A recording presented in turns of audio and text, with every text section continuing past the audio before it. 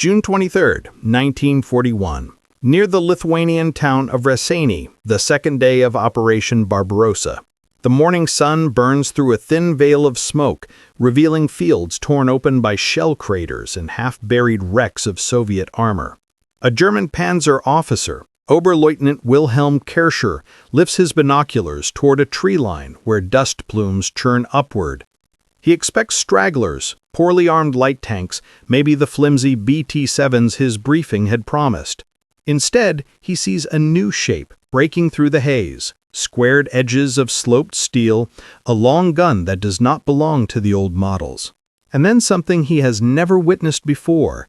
The tank halts, fires, and then begins rolling backward across the mud, cannon still locked on target, retreating faster than his own Panzer III can even turn. His field diary entry later that day reads only one line: "These are not tanks, they are monsters." Bundesarchiv, Personal Diary, June 1941. The sound carries before the sight. Diesel roar, harsher and lower than the gasoline engines of German armor. Gears grind like iron teeth biting into stone. Each reversal of the Soviet machine throws clumps of earth behind it, a spray of mud coating advancing infantry. The smell of scorched oil rides the air. German gunners scramble to adjust elevation, but their shells ricochet and sparks across armor angled like a ramp. One crewman swears he saw his shot bounce and disappear into the sky. The T-34 fires again, a single thunderclap, and another panzer is crippled, track torn, turret jammed. It drifts uselessly into a ditch.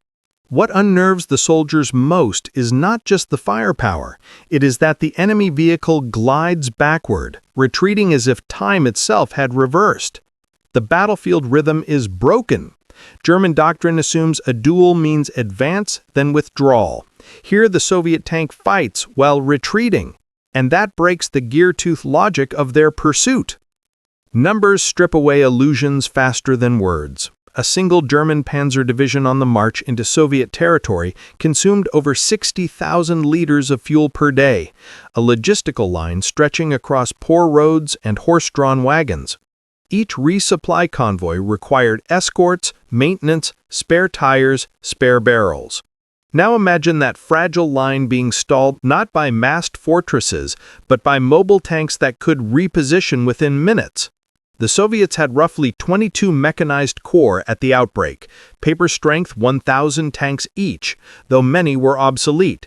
Hidden among them, however, were hundreds of T-34s, machines that combined three critical factors: armor that most German guns could not penetrate, a main gun powerful enough to kill at range, and, most dangerously, mobility that allowed them to break contact before being encircled. Logistics is a clock. If one tank could delay a column for even an hour, fuel and rations would run down like sand through glass. Multiply that delay across a front stretching hundreds of kilometers, and simple math turned battlefield surprise into strategic shock. At Raseiniai, German crews watched in disbelief as Soviet tanks, outnumbered and surrounded, still managed to pull back under fire. The reverse gear of the T-34, powered by a 500-horsepower V2 diesel engine, could push the 26-ton vehicle backward at speeds faster than many German tanks could chase forward over rough ground. That difference in transmission design was not an accident. Soviet engineers had chosen a gearbox and suspension system originally adapted from the BT fast tanks, themselves inspired by American Christie models. In practice, it meant that a Soviet commander could fight his way into a trap, fire off a salvo, then retreat out of range without exposing his rear armor. The Germans, who relied on doctrine that emphasized coordinated encirclements and forward pursuit, suddenly faced an enemy that could run the equation backwards. At Raseiniai, German crews watched in disbelief as Soviet tanks, outnumbered and surrounded, still managed to pull back under fire. The reverse gear of the T-34, powered by a 500-horsepower V2 diesel engine, could push the 26-ton vehicle backward at speeds faster than many German tanks could chase forward over rough ground. That difference in transmission design was not an accident. Soviet engineers had chosen a gearbox and suspension system originally adapted from the BT fast tanks, themselves inspired by American Christie models. In practice, it meant that a Soviet commander could fight his way into a trap, fire off a salvo, then retreat out of range without exposing his rear armor. The Germans, who relied on doctrine that emphasized coordinated encirclements and forward pursuit, suddenly faced an enemy that could run the equation backwards. Kersh's men fired again and again, but the T-34s pulled away in reverse, cannon steady, forcing the Germans to waste precious minutes readjusting each time. One infantryman later recalled in his letter home, "We thought we were chasing rabbits. Instead, the rabbits turned with iron jaws and would not let us close." Letter, 6th Panzer Division Archives, July 1941. That fear, the recognition that the rules of the chase no longer applied, was the first fracture in German confidence. When armor is supposed to be prey, and instead it retreats while killing, the battlefield calculus becomes unbalanced. What happened in that Lithuanian field was only the opening beat of a larger rhythm that would echo across the entire Eastern Front. The German war machine depended on momentum, on the forward gear grinding relentlessly eastward. The Soviet T-34 introduced a new tempo. It could advance, strike, and withdraw without losing the line of fire. That meant every engagement was no longer a one-way push, but a pendulum swing. And in war, as in engines, once the gears slip out of sequence, the whole machine risks seizing.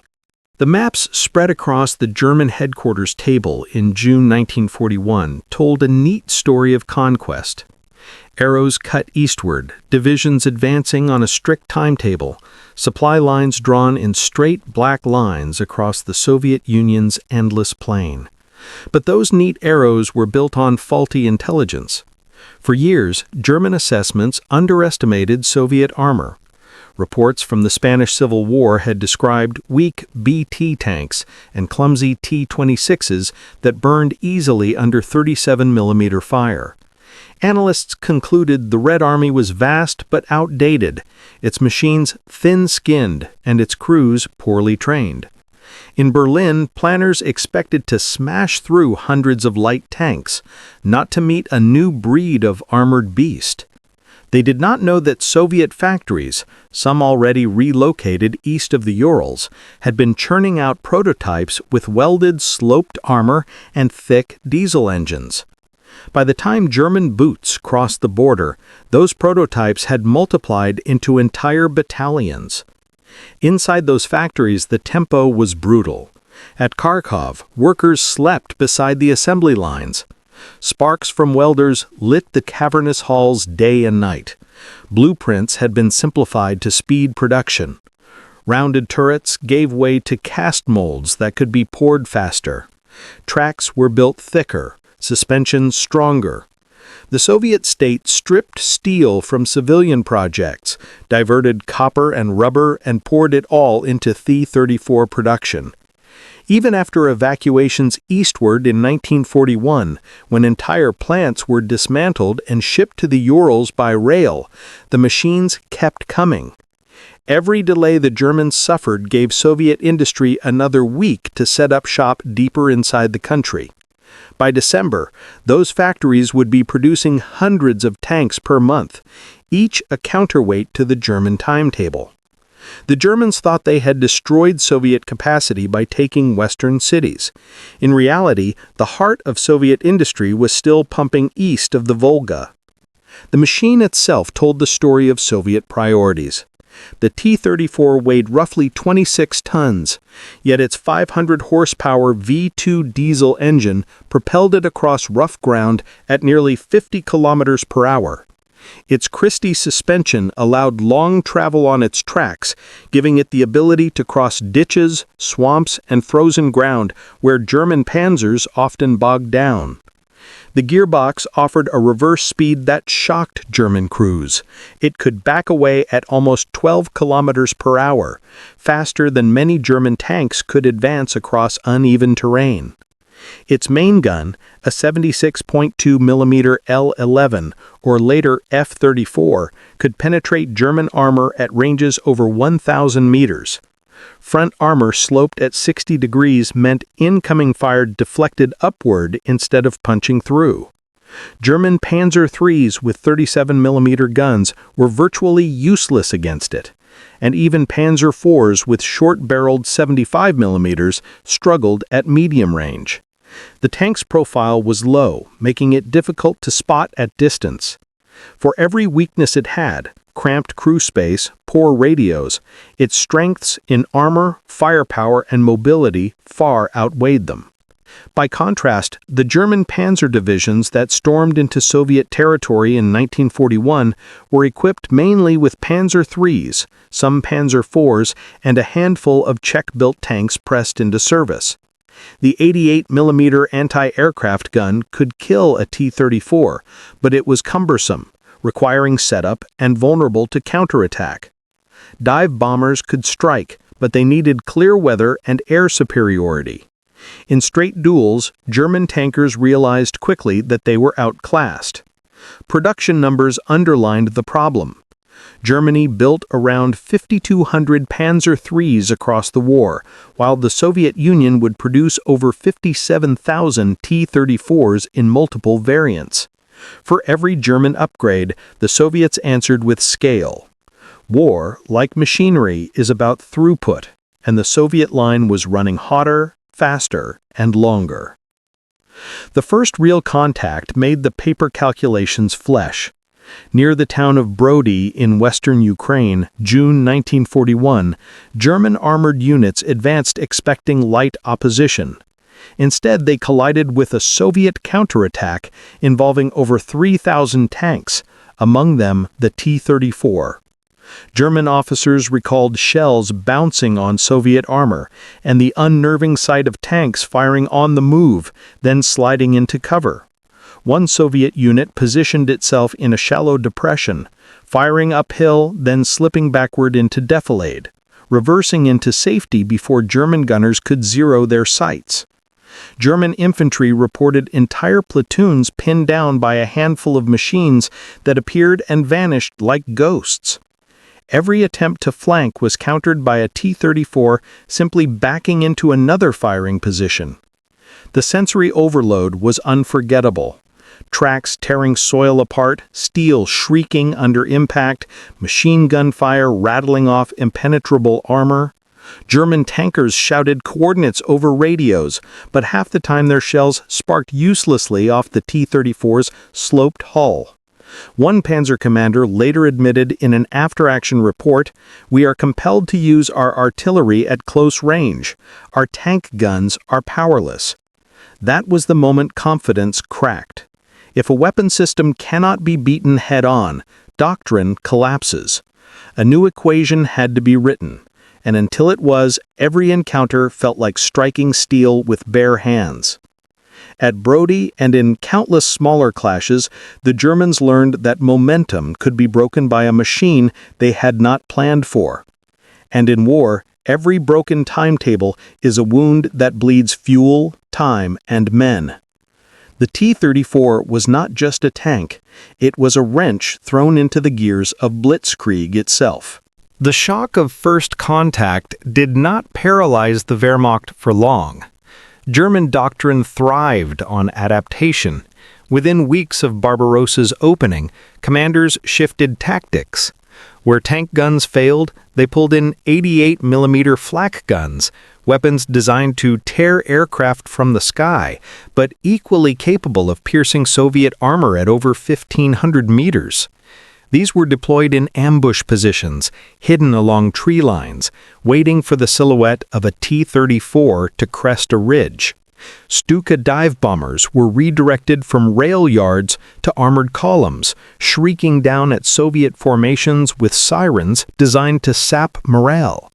Orders came to concentrate fire, to swarm with multiple panzers against a single T-34, to call in artillery rather than risk close-range duels.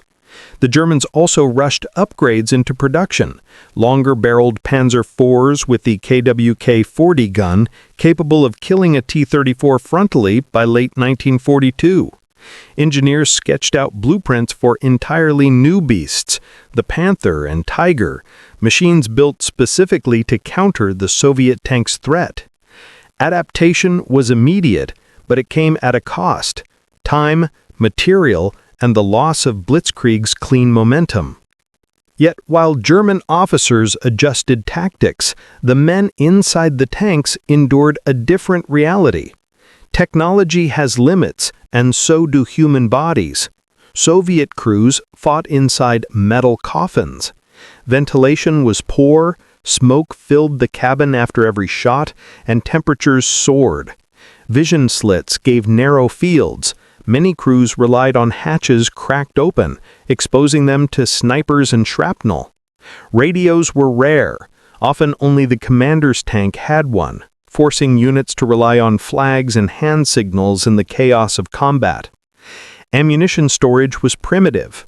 A single hit in the wrong spot could ignite propellant charges and incinerate the crew. German crews faced their own problems: short 37mm and 50mm guns that could not penetrate, rapid barrel wear from constant firing, and fuel shortages that forced entire units to halt for resupply, while Soviets maneuvered freely on diesel engines that burned slower and safer. Fatigue compounded all of it. A German panzer battalion expected to advance 30 kilometers per day, but if Soviet armor delayed them even 2 or 3 hours, crews ended up fighting into the night with little rest. Each man was a gear in the machine, and the gears were grinding. The limits became visible in blood and wreckage.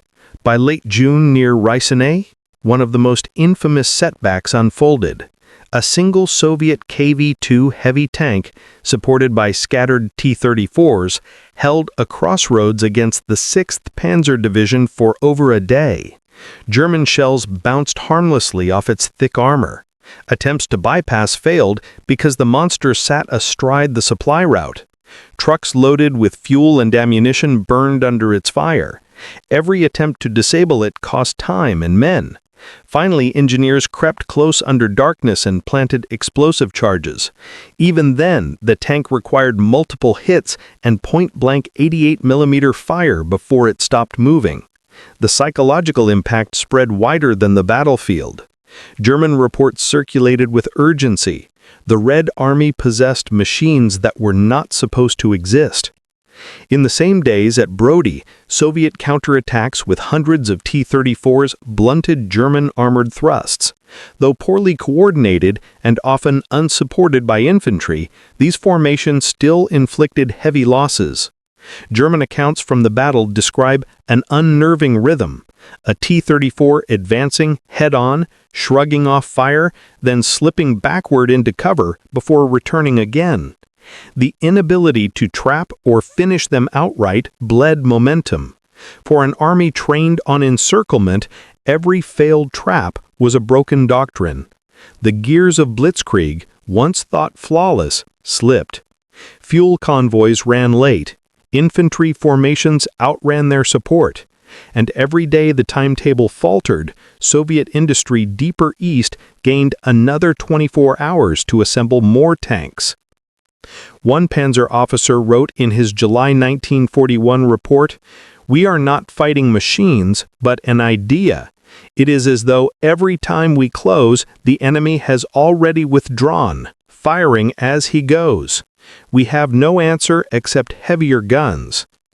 That confession marked the essence of the setback. For the first time in the war, German armor met an enemy that forced them to react, not dictate.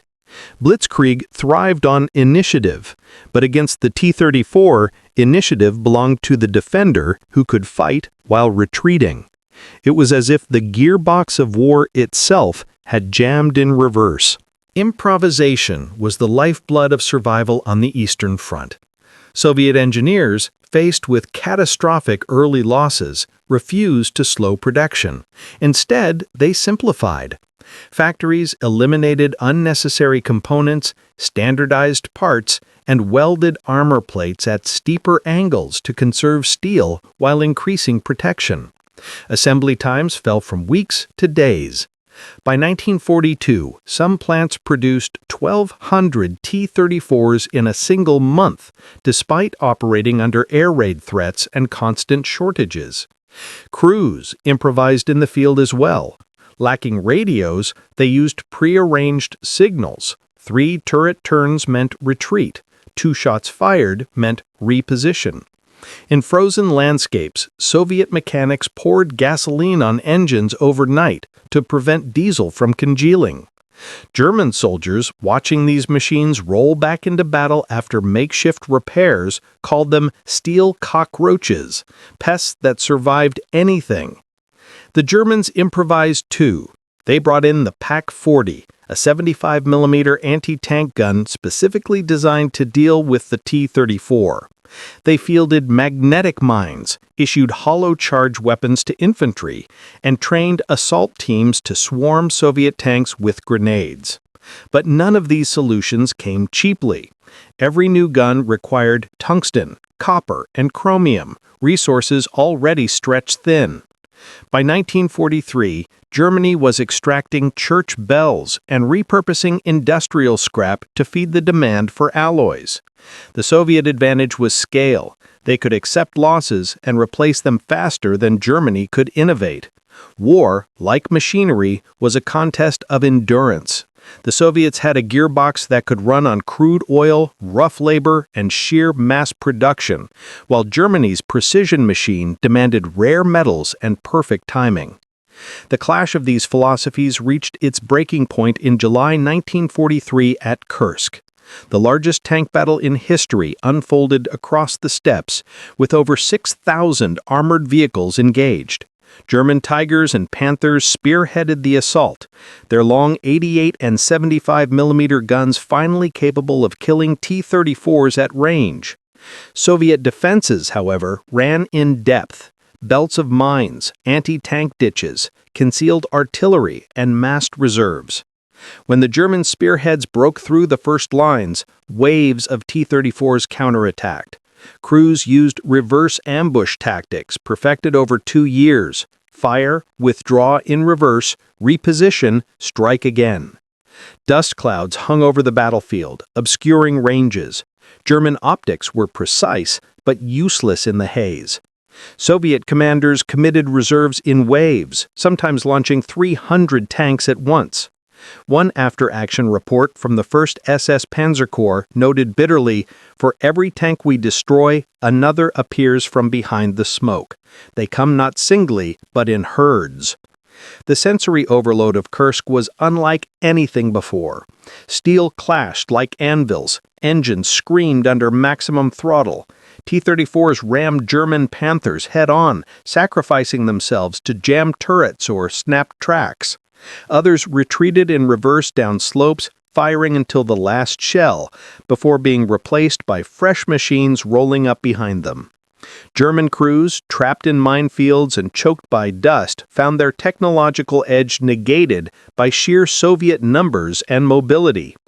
Kursk was the climax, the point where the T-34's balance of armor, speed, and adaptability broke the myth of German invincibility. The tide of war shifted, and from that moment, the Wehrmacht would never again seize the full initiative on the Eastern Front. The aftermath was measured not in emotions, but in hard figures. Between 1940 and 1945, the Soviet Union produced approximately 57,000 T-34s, Glance, Colossus Reborn. Germany, in the same period, built fewer than 6,000 Panthers and Tigers combined.